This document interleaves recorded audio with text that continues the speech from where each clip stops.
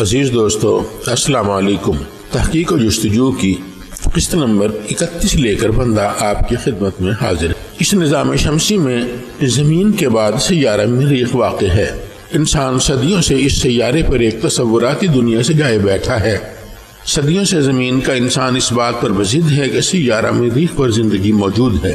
مریخ کی اندیکھی دنیا کے متعلق انسان نے طرح طرح کی داستانیں سینہ بسینہ منتقل کر رکھی ہے۔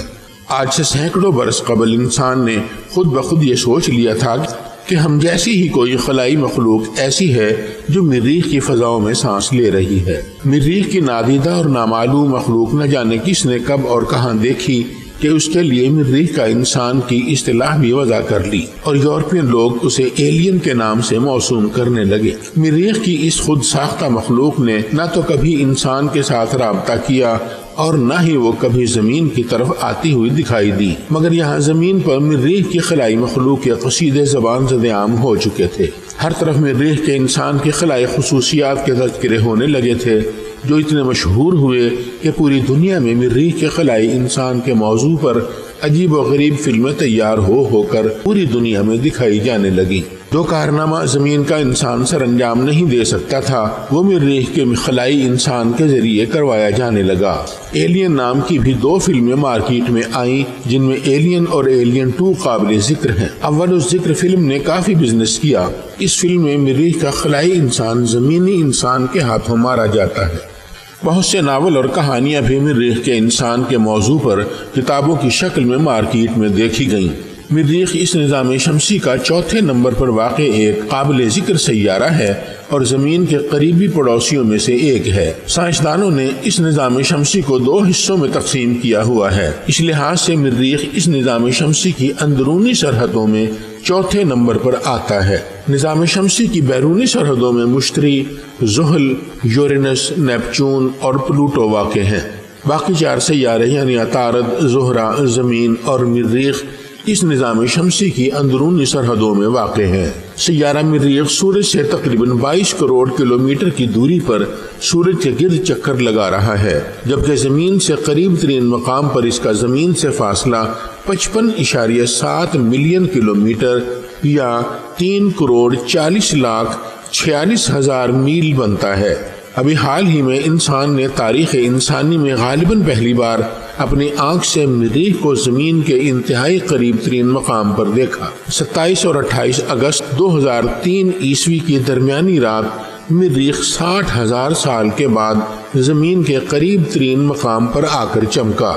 اس مقام پر مریخ کا سائز 14ویں کے چاند سے ذرا سا چھوٹا اور اس کی چمک 14ویں کے چاند سے نسبتاً کم اور سرخی مائل تھی۔ زمین پر یہ واقعہ دوسرا کائناتی واقعہ تھا۔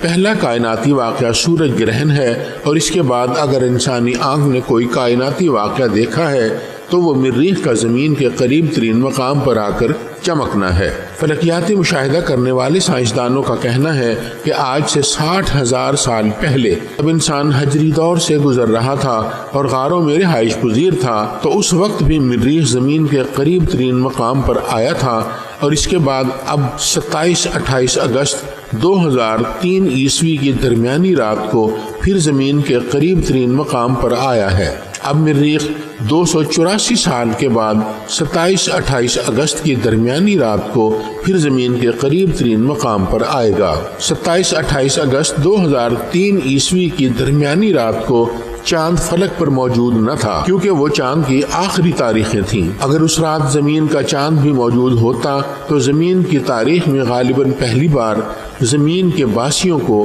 ایک ہی وقت میں 2 چاند چمکتے ہوئے نظر آتے اور ایک ہی رات میں 2 چاند اکٹھے دیکھنے کا شاعرانہ تصور پورا ہو جاتا، مگر یہ ہو نہ سکا اور اب یہ آج زمین پر موجود کسی بھی انسان کی موجودگی میں بھی ایسا نہ ہو سکے گا کیونکہ 284 سال تک زندہ رہنا کسی کے بس میں نہیں۔ جب مریخ سورج سے قریب ترین مقام پر ہوتا ہے تو اس کی چمک بہت زیادہ ہوتی ہے اور ایسا ہر 15 سال کے بعد ایک مرتبہ ہوتا ہے۔ اس کے وزن کا اندازہ تقریباً 7 کے بعد 20 ٹن کیا گیا ہے اور اس کا قطر تقریباً 6,700 کلومیٹر ہے۔ یہ اپنے محور پر 687 زمینی دنوں میں ایک مرتبہ گھومتا ہے۔ یعنی مریخ کا ایک سال زمین کے 687 دنوں کے برابر ہوتا ہے۔ مریخ کا ایک دن 24.5 گھنٹوں کے لگ بھگ ہوتا ہے۔ زمین کا آسمان نیلے رنگ کا ہے، جبکہ مریخ کے آسمان کی رنگت کو سرخ نارنجی یا گلابی کہا جا سکتا ہے۔ مریخ کو سرخ سیارے کے نام سے بھی پکارا جاتا ہے کیونکہ اس کے آسمان پر اسی رنگت کا غلبہ ہے۔ مریخ پر بھی بڑے بڑے پہاڑ اور میدان واقع ہیں۔ مریخ کے گرد بھی زمین کی طرح اوزون گیس کی تہ موجود ہے، لیکن اس میں جگہ جگہ سوراخ پائے جاتے ہیں۔ اس کی فضا میں کاربن ڈائی آکسائڈ کی بہت زیادہ مقدار پائی جاتی ہے۔ اس کے شمالی قطب پر 1000 کلومیٹر یا 620 میل لمبی اور جنوبی قطب پر 300 کلومیٹر یعنی 185 میل لمبی برف کی پٹیاں پائی جاتی ہیں۔ ان پٹیوں کی موٹائی معلوم نہیں ہو سکی، ممکن ہے کہ ان کی موٹائی 2 کلومیٹر ہو۔ یہ برف کی پٹیاں برف اور جمی ہوئی گیسوں پر مشتمل ہیں۔ منجمد کاربن ڈائی آکسائڈ کے بادل بھی قطبین پر پائے جاتے ہیں۔ اس کی فضا میں 95% کاربن ڈائی آکسائڈ، 2.7% نائٹروجن، 1.6% آرگون، 0.2% دوسری گیسیں اور آکسیجن بہت معمولی مقدار میں آبی بخارات پر مشتمل شکل میں پائی جاتی ہیں۔ مریخ کی فضا میں آکسیجن نہ ہونے کے برابر ہے، یہی وجہ ہے کہ یہاں پر زندگی وجود نہ پا سکی۔ مریخ پر زندگی کا شبہ صدیوں سے موجود رہا ہے، مگر اس کے متعلق تحقیقات کے بعد پتہ چلا کہ وہاں زندگی نام کی کوئی چیز موجود نہیں ہے۔ مریخ کے حالات کو مد نظر رکھ کر کہا جا سکتا ہے کہ ممکن ہے کبھی وہاں زندگی موجود رہی ہو، اور وہ بھی اربوں سال پہلے۔ اگر وہاں کبھی بھی زندگی موجود نہیں تھی تو یہ قیاس آرائی کی جا سکتی ہے کہ مریخ کی اوزون کی تہ سے پتہ چلتا ہے کہ مریخ پر زندگی کو وجود میں لانے کے لیے اسباب بنتے بنتے نامکمل رہ گئے ہوں۔ زندگی کے اسباب کی ابتدا ہوئی ہو مگر کسی وجہ سے وہ پایہ تکمیل کو نہ پہنچ سکی ہو۔ یہ بھی ہو سکتا ہے کہ زندگی کی پیدائش کا تمام سامان مکمل ہو گیا ہو، صرف آکسیجن کی کمی رہ گئی ہو اور وہ کما حق ہو یا ضرورت کے مطابق پیدا نہ ہو سکی ہو۔ وجوہات جو بھی رہی ہوں، یہ امر مسلمہ ہے کہ مریخ پر زندگی موجود نہیں ہے۔ دوسرے سیاروں کی طرح مریخ کے اطراف میں بھی چاند چکر لگاتے ہیں۔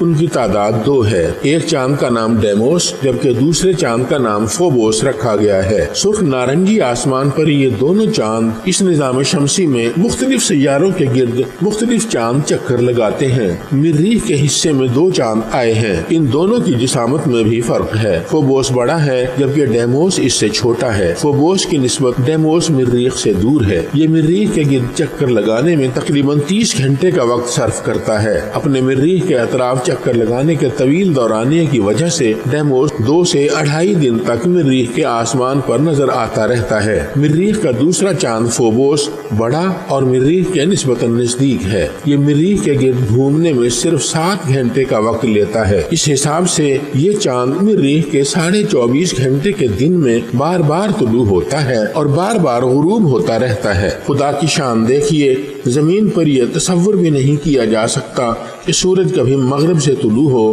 اور مشرق میں غروب ہو جائے، مگر مریخ کا فوبوس نامی چاند مغرب سے طلوع ہوتا ہے اور مشرق میں ڈوب جاتا ہے۔ یعنی کہ زمین پر سورج کا مغرب سے طلوع ہونا ناممکن ہے، مگر مریخ پر یہ ناممکن عمل نامعلوم مدت سے جاری ہے۔ یہ بھی خالق کائنات کی طاقت ہے کہ اس کے لیے کوئی بھی عمل ناممکن نہیں، اس لیے بھی خالق کائنات کو قادر مطلق کہہ کر پکارا جاتا ہے۔ مریخ ان سیاروں میں سے ایک ہے جن پر خلائی مشن روانہ کیے گئے۔ مریخ کے متعلق زمین پر پائے جانے والے مختلف نظریات اور تصورات نے انسان کو جلد از جلد مریخ کے متعلق معلومات حاصل کر لینے پر اکسایا۔ جستجو تحقیق کا باعث بنی اور انسان نے وائکنگ اول نامی خلائی جہاز جو کہ غیر انسان بردار تھا مریخ کی فضاؤں کی طرف روانہ کر دیا۔ مہینوں کا سفر طے کر کے جب یہ خلائی جہاز مریخ پر پہنچا تو اس وقت زمین پر 2 جولائی 1976 کا دن تھا۔ زمین پر کاروبار حیات اپنی پوری تابانی پر تھا جبکہ مریخ پر ویرانی تھی۔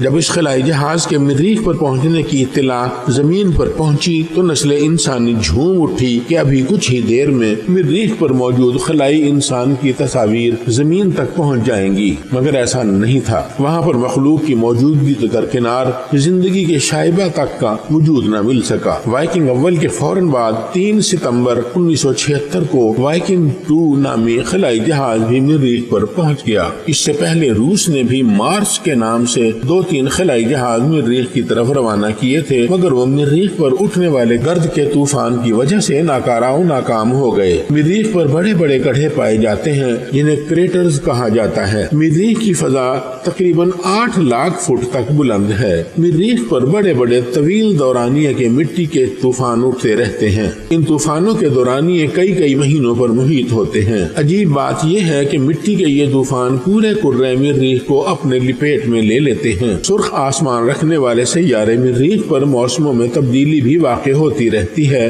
مگر وہاں پر موسموں کا دورانیہ بھی طویل ہوتا ہے۔ وائکنگ اول کے تقریباً 10 سال بعد امریکی خلائی ادارے ناسا نے ایک اور خلائی جہاز پاتھ فائنڈر مریخ کی طرف روانہ کیا اور مریخ کے متعلق مزید معلومات حاصل کی۔ پاتھ فائنڈر نے وہاں پر بادلوں کی موجودگی کا بھی انکشاف کیا، مگر وہ بادل بارش دینے والے نہ پائے گئے۔ کرۂ ارض کی نسبت کرۂ مریخ پر کسی بھی چیز کا وزن کم ہوتا ہے، یعنی زمین پر 100 کلو گرام وزن رکھنے والی چیز مریخ پر صرف 39 کلو گرام وزن کی حامل ہوگی۔ مریخ کی اسکیپ ویلاسٹی یعنی رفتار فرار 3 کلومیٹر فی سیکنڈ، جبکہ زمین کی اسکیپ ویلاسٹی 7 میل فی سیکنڈ ہے۔ غرض یہ کہ مریخ کے حالات زمین کی طرح زندگی کی نمود و نمائش والے حالات سے اکثر مختلف ہیں۔ یہ بات پھر دہرائی جا سکتی ہے کہ مریخ پر زندگی کے موافق حالات پیدا ہوتے ہوتے نامکمل رہ گئے ہوں گے۔ یوں بھی کہا جا سکتا ہے کہ مریخ اپنے آپ کو زندگی کی نمود و نمائش کے قابل ثابت نہیں کر سکا، ورنہ کچھ مدارج زندگی کی موافقت میں اس سیارے پر طے ہوئے ضرور تھے، مگر کسی وجہ سے یہ مکمل طور پر ناکارہ رہ گئے ہوں گے۔ یقیناً اس میں منشائے قدرت کو دلچسپی نہ تھی کہ مریخ کے حالات زمین کے حالات سے مطابقت رکھنے کے باوجود زندگی کی تخلیق کے لیے سازگار ثابت نہ ہو سکے۔